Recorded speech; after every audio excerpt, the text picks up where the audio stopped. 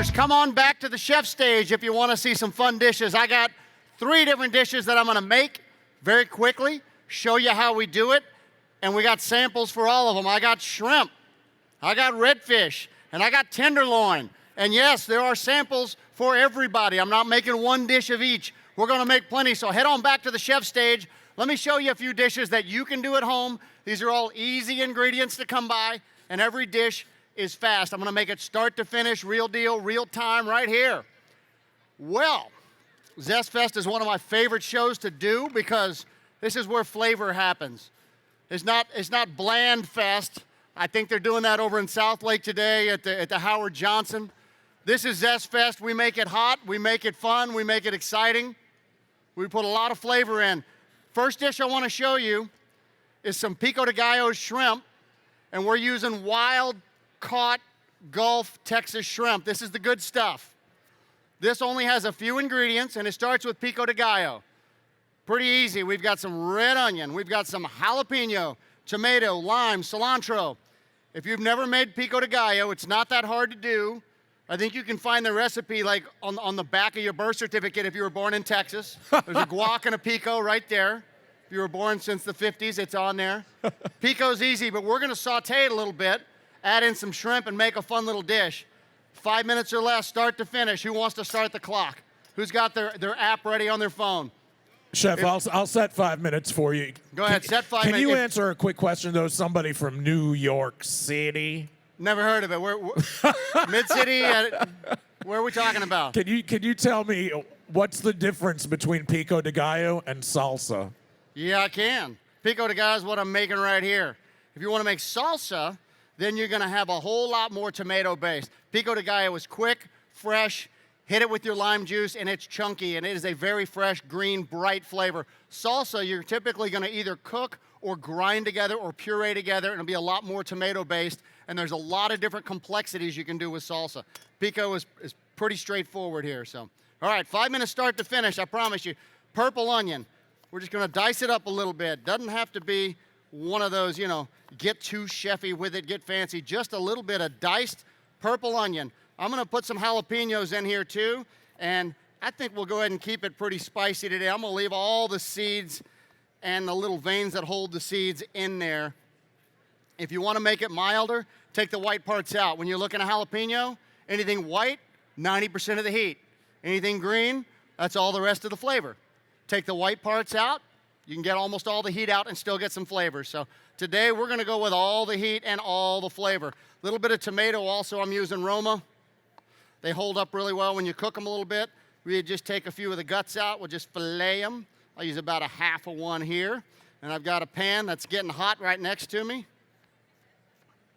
We'll use 3/4 of one, I lied to you. All right, it's trying to run away from me. So we're gonna dice up a little, again, tomato, onion, jalapeno. We're gonna put some cilantro in there. And if you hate cilantro, you're not alone. My wife's a cilantro hater. How many cilantro haters are out here? It's okay. See? 4, 6, 7 cilantro haters. 8. You're not alone. It is genetic. You were predisposed. Your DNA says that's poison and you don't want to eat it. If you know one of these people, they're not bad people. There's nothing wrong with them. Just don't try to make them like cilantro thinking, oh, if they just try it again, with broccoli that may work. With cilantro, it will never work. Their body refuses cilantro and says, no, I just can't have that. We're not doing it. All right, in the pan, let's get a little bit of oil. It's nice and hot. Chef. Yes, sir. When are you using a purple onion versus wanting to use a white or a yellow onion? I only brought a purple onion. That's all I'm using today. So I like to use especially the sweet onions like Texas 1015s or Vidalias when I'm using them raw. And you want that nice, sweet, mild flavor. When I'm cooking one of these, I like the purple onion. If you're gonna use raw Pico de Gallo, I think purple is perfect since it's Pico de Gallo and we like that color and that somewhat of a little piquant nature to it. I think purple is great. 90% of what I use is yellow sweet onions, but purple is perfect for this guy. So I want to give it a quick saute. How's the clock looking? At about 2 minutes and 15 seconds left. Not a problem. We're halfway home already. I'm gonna let that saute for just a little bit. We wanna cook them down a touch. I like to leave a little tooth in there, not cook them to death. Always season with salt and pepper, at a minimum. Again, this ain't Bland Fest, it's ZestFest. Everything needs to be seasoned, everything needs to have some flavor. We're using jalapenos for heat here. Now, I'm gonna deglaze this with a touch of white wine, and people ask all the time, what wine do you cook with? I won't cook with it if I wouldn't drink it. So, you don't wanna go all the way cheap, but don't spend $100 on a wine you're gonna reduce. I got this from my friends over here at Stella Rosa.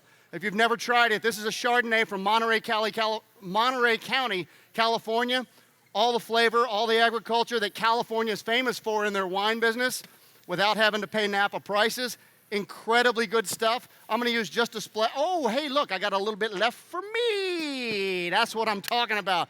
Great stuff over here at Stella Rosa. Go see these guys. Really good values on their wines too. Once that reduces just a little bit, I'm gonna add in some heavy cream. Little bit of heavy cream. I'm not talking about diet show today. We're talking about the taste good show. So a little heavy cream. We're gonna let that start to reduce, and as it starts to reduce, I'm adding in shrimp. These are wild Texas Gulf shrimp. They are beautiful. I got a very, very simple rule on seafood. You gotta be careful with seafood because there's a lot of garbage out there. And when I say garbage, I'm not speaking lightly. There's a lot of really bad, really cheap seafood. I like inexpensive, but I don't like cheap. When it comes to seafood, here's a super easy rule. Always, always applies. If the seafood comes from a country where you would not drink the water out of the tap, don't trust their seafood. Easy enough? If you wouldn't drink the water out of the tap, don't eat especially farm-raised seafood from there. We got lots of great stuff in Texas and Louisiana. The Gulf of Mexico is one of the greatest shrimp capitals of the world. Chef, you're at 5 minutes. I'm at 5 minutes, there we go. Guess what? It's only within a few seconds of being ready to plate up. I guess I got to talking a little bit, didn't I? Once you get me on a story, I can't shut up. So, what we did here, I let those shrimp go for about 30 seconds. Let me flip them over. You'll notice every time I flip one over, see how it's pink on the other side? That's a beautiful thing. Shrimp do not take long to cook, and they will tell you when they're ready because they start to curl up like that. You don't want them to turn all the way around into a P. You want them to just turn into the shape of a J, not a P. It's like we're going back to Sesame Street on this one, right? Just a little bit of cooking on a shrimp is beautiful. Once you go too far, it takes on the texture of a pencil eraser, and I don't like that. I put some pasta in there at the end just to give it some nice flavor. I always like to cook pasta in the sauce that it's going with. So we start with a little pasta in the bowl. Then we're gonna put our shrimp all the way around the edges. One. Just a couple of minutes. See how they're starting to turn pink and curl like that? Hello. 3, 4, 5. And then we're gonna take that sauce. That cream makes a beautiful thickener. Cream naturally thickens as it reduces. So we got some great flavors in there with all that pico. What's the one thing that I didn't put in there that you see on the board? Who's with me? What is it? Cilantro's in there. What's the one thing I didn't put in yet? Keep looking. Who said lime juice? Who said, there it is. Come on up. I got something for you. Yeah. What I like to do, especially with things that are volatile like lime and lemon juice, is finish them off because you get that bright acidity. You let it cook for a while and it kind of loses some. Here you go. That is a free appetizer at Bonnell's Restaurant, Waters Restaurant, Buffalo Bros. Uh-oh. Did it go under the stage? I'll crawl under there afterwards. I'll take a flashlight. We'll sweep it out of there. Sorry about that. So I like that nice little perfect piquant green fresh lime juice right at the end. And then the last thing I'll do is get just a few more cilantro leaves right on top. Just a little bit of finish. One, it's great flavor when it's raw. That little bit of warmth just brings out some flavor. But two, anybody who's a cilantro hater, and I still love y'all, you can see it and say, all right, Maybe that dish is not for me, instead of taking that first bite and thinking I tried to poison you on that one.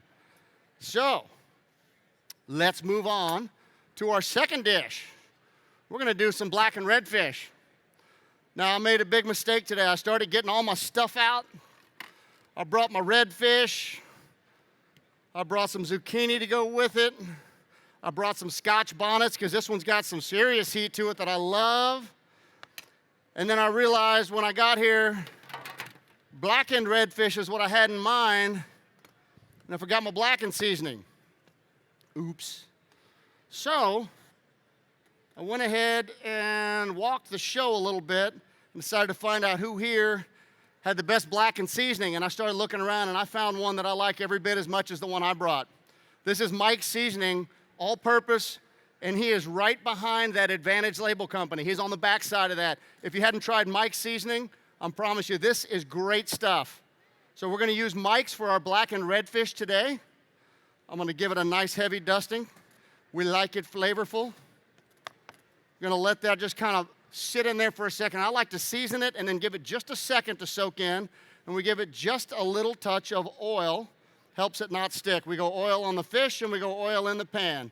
Just a little bit to keep it happy. Now I'm getting this pan hot. I've got a little cast iron here. If y'all have never used Smitty Works, those guys are awesome too. We're gonna give this a little bit of oil. When you blacken something, when you wanna sear something, you gotta hear it when it hits the pan or you're not doing it right. So this guy's hot, little bit of oil. Last second with that Mike's on there, we're gonna put some redfish right on there. You hear that that sound? That's the applause because you're doing it right. If you're trying to sear scallops or you're trying to sear redfish, you're trying to sear a steak and you don't hear anything, pull it out, re-season it, start over, get your pan hot first. When you sear, when you saute, pan hot, clean, hot, then oil and your product right afterwards. I'm gonna go ahead and season both sides of this filet because I plan to eat both sides. And it's a great seasoning, so. Mike's right over here, Stella Rosa's right over here. We're gonna let this go for just a little bit. I wanna get a good sear and I wanna blacken that side, and then we're gonna flip it over. And once we flip it over, we'll talk about what else is going in here. We're gonna make the sauce in the pan while we're doing it. I don't know about y'all, but I love the idea of making dinner in one dang pan, right? When I come home from the restaurant, we've already done a lot of work. We've been through a lot of dishes. I don't like doing a lot of extra work. So one pan, 5 minutes, there we go. See that? Just a little bit of blackening on there, good caramelization. This is what we're looking for. Now, inside that same thing, we're gonna get a little bit of shallot. And I like to leave a little bit of texture on that one. We let the shallots really kind of dance around in that pan a minute. Whoop! Get out of my Pico, Mr. Shallot. Y'all playing together. Whoop. Now to go on the bottom of this dish, I'm gonna use a little bit of zucchini, and we're gonna make what kind of looks like pasta out of it, sort of some noodles. I'm using a mandolin, also known as the knuckle buster. It can shave little pieces off your hand if you don't know what you're doing. So we use just the outsides and then kind of keep turning it. But you wanna talk about saving you some time. There's lots of different models. The stainless one is what's been used in European kitchens for centuries, and you get these really cool strings. So in this pan, I'm gonna put a little bit of butter, just let it melt down a touch. We got some heat on? Oh yeah, we got a little heat there. A little bit of butter. Chef Bonnell. Yes, sir. You know, I'm big on seafood and just starting really to get into more fish. You too? Yeah, you know, and I like red snapper. Yes, but sir. I can't tell. I'm not real sure if I've ever had good redfish. If I like red snapper, am I going to enjoy redfish? Today is your day. You're going to find out. Yes, you will. Red drum, which is redfish, is very similar to red snapper. You could also substitute grouper or mahi. Those are good subs for this one. I'm just going to toss these little zucchini guys around a little bit. Little salt and pepper, not too much going on. Just want to make sure they've got a little flavor. Now, in this same pan over here also, I'm gonna put in some tomatoes. Little heirloom cherry tomatoes, and we're gonna blister those guys a little bit. We just wanna blacken up the outsides of them. Get a little char on there. I'm gonna deglaze it with a little touch of white wine. Going back to my friends here from Stella Rosa. Little touch of white wine. Let that all start to simmer together. Then I've got some Scotch bonnets. You notice I waited a minute before I got these guys out. I'm gonna cut them into a few big pieces, and I'm not going all the way to the core. The closer to the stem, the more heat. These guys have plenty of heat already. I'm gonna dice up about that much. And you notice this also, when I put them in on the heat, I back up. If your sinuses are within fighting range, once those guys hit the heat, you're gonna know it. Y'all may smell it in just a minute, but I like those to get the pan, get some heat, but you don't wanna be in that little steam thing there. If you're getting the jet wash of a Scotch bonnet, it's gonna get you. Scotch bonnets are very similar to habaneros on the heat scale. Back in the day when we started doing ZestFest, the habanero and the Scotch bonnet were all the way at the top of the list before they made the ghost pepper, before the Carolina Reaper and the 100X and all these guys came in. They're hot, they got flavor, they're really fun, but please, do be careful on those. Now, I can tell by touching that redfish is almost done. Let me give it just a minute before we keep going. I'm gonna keep this one tossing. In about 30 seconds, we're gonna start adding some butter to this and making a sauce with butter, which I love. Just at the last minute, we'll swirl in some butter. These guys are ready to hit the plate. See how they're kind of like pasta? They just sort of make this little noodle.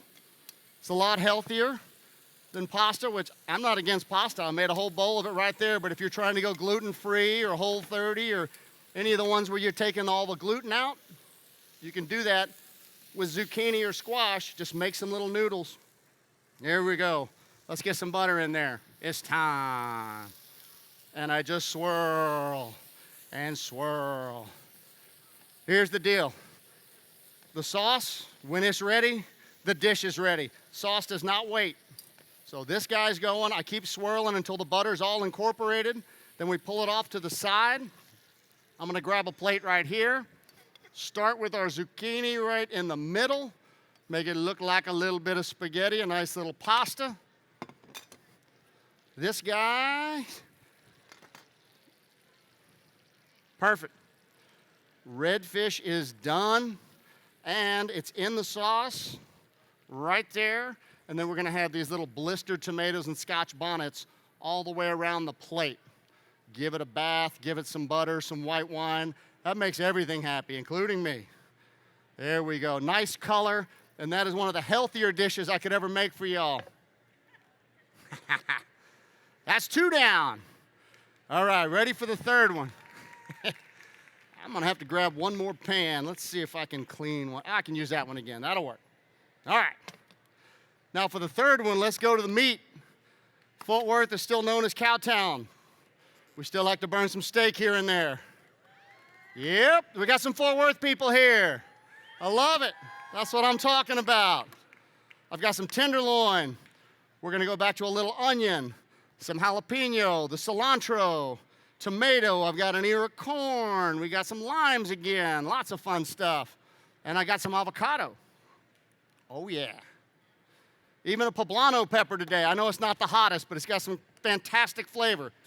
So I'm gonna start by cutting this tenderloin in half so we can grill it in enough time to make the show work. Because I don't have enough stories and jokes to sit here and watch a whole tenderloin cook and keep talking while it's doing it.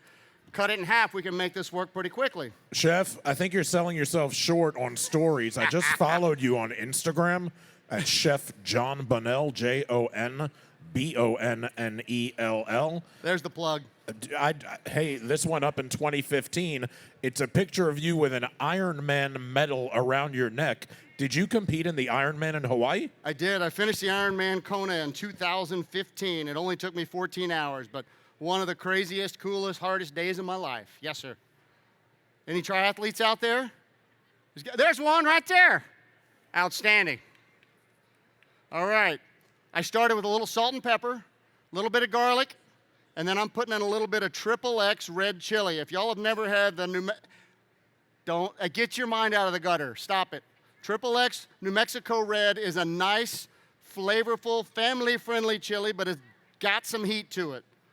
Definitely not your entry-level It's about a cayenne times 2. So again, both sides, salt and pepper, a little bit of granulated garlic, and then a little triple X throw down. We're gonna grill these guys. I'm gonna get them started, and then I'm also gonna grill some avocado. Yep, you heard me right. We're gonna grill avocados. So we need a little bit of oil on this. If you don't have oil on your meat at all, you are very likely to stick to your grill. And once it sticks, it's there for life. We're gonna put the tenderloin right here on the front of these grill bars. Start getting some marks. I hear the sound, that's the applause, we're very good. And then I'm gonna take some avocado and we're gonna grill those guys as well. Let's cut them in half. Get some seed out. And if they look, there we go, perfect avocado, that's what I'm looking for. All right. I am gonna cut a flat spot on one side of each of these. Uh-oh, somebody had a joke over here. You better share it. And then avocado doesn't really need much. I mean, you could put a little tiny bit of oil like that if you want and go around, but honestly, avocados are like 80, 90% great, healthy, wholesome oils. You can't overcook an avocado. You can't burn it really. It just seasons really well. So it grills well. We're gonna get some marks on it. Let those guys sit right there. I'm gonna season the backside with just a little salt and pepper. We don't need to go crazy on these guys. We'll flip them over after a little bit. I'll show you how we get those cool looking marks on a tenderloin. So, see how you get marks that way? I'm gonna turn it 45 degrees. We started here, we turn it like that. Whoop, whoop. We can do the same with the avocado in a minute as soon as they get hot. As long as those guys will heat up for me. Make sure. Triple X in the sinus. There we go. It just got real zesty up in here. All right, so the little salsa I want to make for this also, again, we'll do a little bit of tomato. Doesn't need much. We're going to dice those up.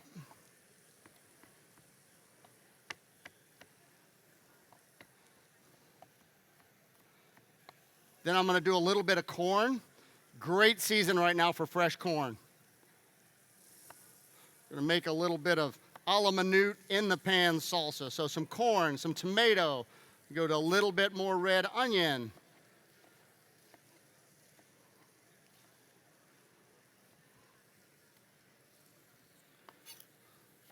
I don't know how you dice yours, but that's how I like to do it. That looks like about enough. I'm gonna grab a little bit of poblano. We'll dice it up a little bit. There are no wrong cuts here. If you got peppers in your garden and you wanna throw some in, open to your own interpretation here. Now look at this, when I turn these guys over, that's the diamond mark we always look for in a steak. Isn't that cool? You get that nice little cross hatch.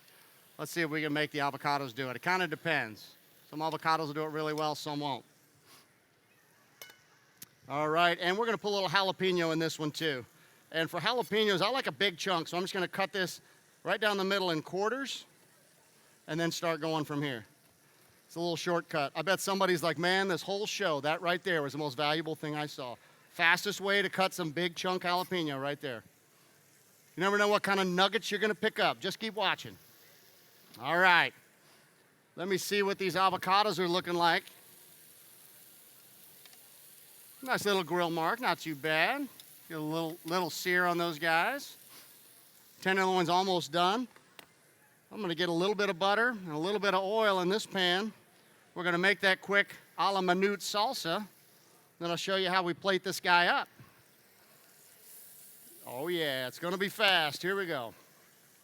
All those guys in there. This is what we call our grilled avocado summer steak. This to me is fun to do around the grill outside. You can start everything on the grill, start making your salsa if you got one burner. Very fast and easy to do, and it looks good in front of all your friends. You got a dinner plate? All right. What'd we say? Season everything, right? Plenty of salt and pepper. We're going to give that guy some lime juice.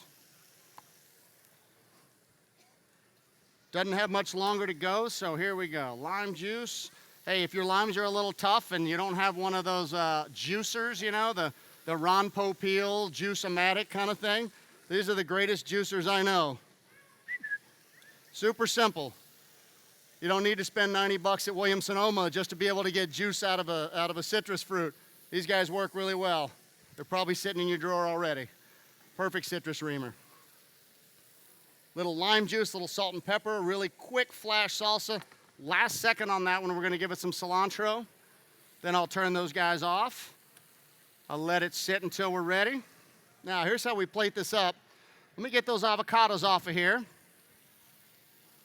Show you what we do. They grill well with the shell still on them. And then afterwards, we just take that peel off, right? Take the skin off. It holds it together on the grill, great. Then we just pull those guys off at the end. You got some beautifully grilled avocado. Remember, again, you can't overcook an avocado. We like to get a few marks, make it look pretty. It kind of caramelizes the outside and makes it a little richer, kind of a roastier flavor. I tried it on the smoker. It didn't really do much, but I think grilling it is a really cool thing to do. All right, let's take a little tenderloin on the bottom. Take a little bit of avocado right on top of that. And then we're gonna hit that with a little bit of our salsa. That's the one I'm looking for. A little bit of that salsa right in there. Fill up that hole. Let's stack up the next layer. One more. There we go.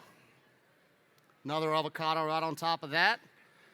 And then we're gonna hit that, and I like to get it all around the plate. I want this one rustic, family style, country style, whatever you want to call it. I like to get all that color on there. And then as you cut into this, when you're eating, as you cut into this, you've got a little bit of sauce to work with everything you're doing. Again, squeeze a fresh lime right at the end. Everything is seasoned well. The steak has that heat to it. There we go. We've got our grilled avocado and tenderloin summer steak with a nice salsa, our Pico de Gallo shrimp over a little bit of pasta, and some blackened redfish with scotch bonnets and blistered tomatoes. Hope y'all come see me sometime in Fort Worth. Thank you very much. Keep it zesty. No one tolerates a bland chef. Make sure you're seasoning, make sure you get a little fun in there every time you're cooking. Hope y'all are having a great time at the show. It is really, really great to see so many people gathered together back in the public, all enjoying each other's company. So congratulations being survivors and getting through this together. Please keep supporting your local independent mom and pop restaurants and businesses. They still need you. Thank y'all.